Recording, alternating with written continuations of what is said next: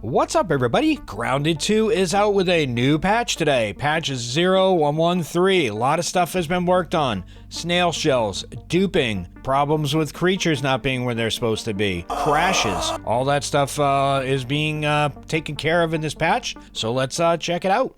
First up, we have our quality of life updates. Snail shells will now automatically despawn after 24 hours. That was a big one.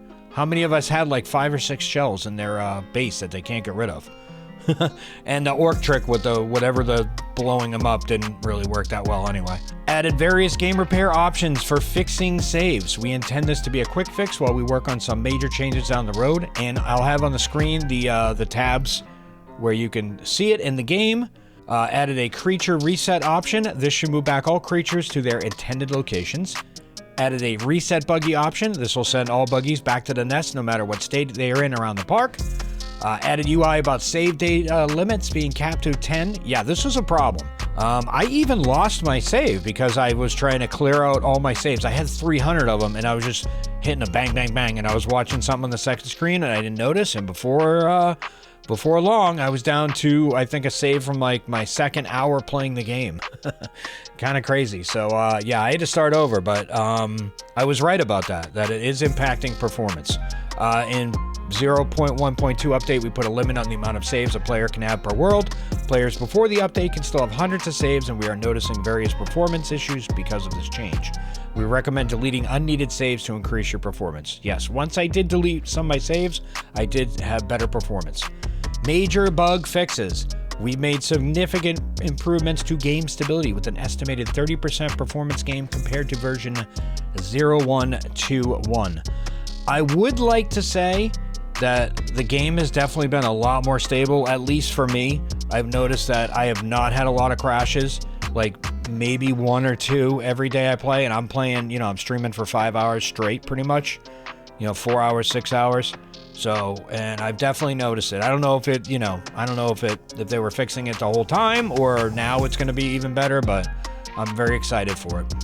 As we're in early access, we will continue to improve this through development. All right, so here are the crash fixes. Resolved a crash trigger when fleeing from the orc wave.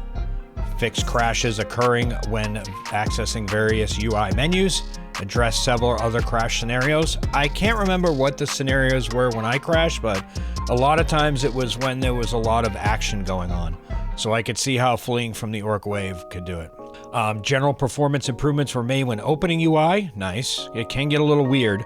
There is also a bug where you have to click building things twice and things to craft. You have to click it twice to get it to get the blueprint. Fixed various issues on the back end with not being able to log into your Microsoft account on all platforms. Resolved an issue where certain players could not start the mysterious stranger fight in certain scenarios. I haven't gotten that far in the game. Hopefully this week we'll get there. So I haven't run into that problem. Fixed a progression break where the passage to Icicles Arena will become blocked after save and load. Again, I'm not up to that point yet. We're getting there. Resolved an issue where some creatures appear without textures. Ooh, that's without your clothes. Ooh, that could be dicey. Patched several duplication exploits involving buggy inventory. Here's the dupe one. It is now nerfed. No more dupes. So if you were doing it, you can't do it no more. I'm not judging or saying anything. It is a single player game. It's not PvP. It's not going to impact anyone else. So if you duped, hey, you dupe. You do you. Doesn't matter. I don't think it really matters, to be honest. But anyway, that's out the window now. Fixed an issue where consumables used on buggies had infinite duration. Okay. I never really used my buggy inventory that much. I get home a lot. I'm kind of a homebody in the game. I usually make it home with when my inventory gets full. I'm like, yep, time to go home. Anyway, story quests. Players who complete the mixer before doing the Orc Receiver's quest will now have all quests up to wait, there's more, be auto-completed upon completion of the mixer. Okay. All right, I haven't gotten this far either. One thing to note about the mixer, if you don't know this already, once you complete it, then there's no more orcs. So if you need those parts for whatever, for the upgrades, for the special weapons, or you're farming science, whatever, you remember, don't finish the mixer. Anyway, the park. Resources will no longer respawn through player-built structures. This is a good one. This was happening to a lot of people, the grass growing through.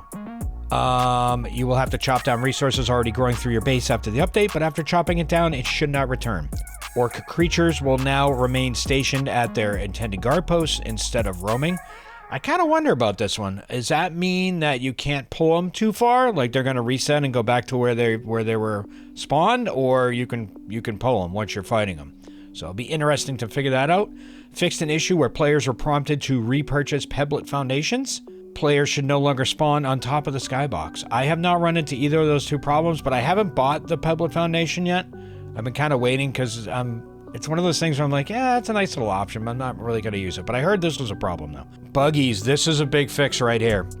Remove unused torch UI from the buggy. Thank God. The user can still equip a torch on their buggy. Mouse and keyboard by using 5 or using V for the HUD pouch. For controller, hold LB and then use the right stick to select a torch. Yeah, it was when the game first came out, you could equip a torch on a buggy, and then they changed it in the last update and you couldn't. Now this patch, they brought it back. So that's nice. That's really good. That was kind of a pain to do that. Fixed a bug where only 2 mutations were equipped after saving and loading. This was a problem I ran into a lot. It was crazy how many times I would go into my mutation page and be like, wait a minute, why is cardio fan keep unequipping, you know, and keep turning off? And I kept having to go in and fix it every time. So I'm glad that is addressed. Address multiple bugs relating to losing equipment. Okay, yep. I think I had that happen once or twice. I had a problem with the bug. I've lost a bug before. So, and hopefully the correction, being able to bring the buggy back should fix that. The mantis should no longer freeze midair during its jump attack. That's a good thing. Although you could kind of cheese it a little bit, you know, if you wanted to. I mean, it is a mantis. It's not the easiest bug in the world to kill.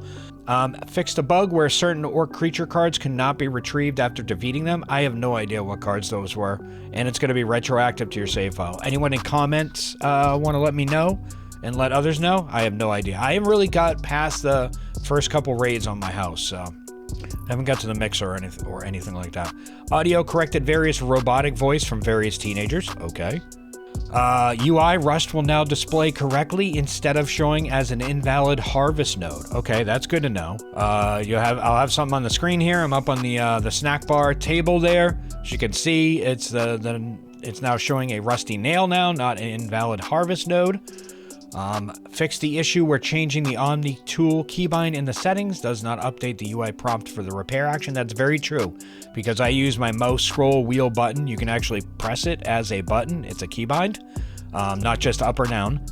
And I would notice it's not showing up in the UI. It would be R, and then when I click the mouse thing to repair something, the R would fill up like I was holding R. But anyway, so I'm glad that's done. Anyway, resolve the Omni tool and interact keybinds were conflicting with each other. Yes, this is a problem as well. I've had to change my keybinds a few times to try to get around this problem.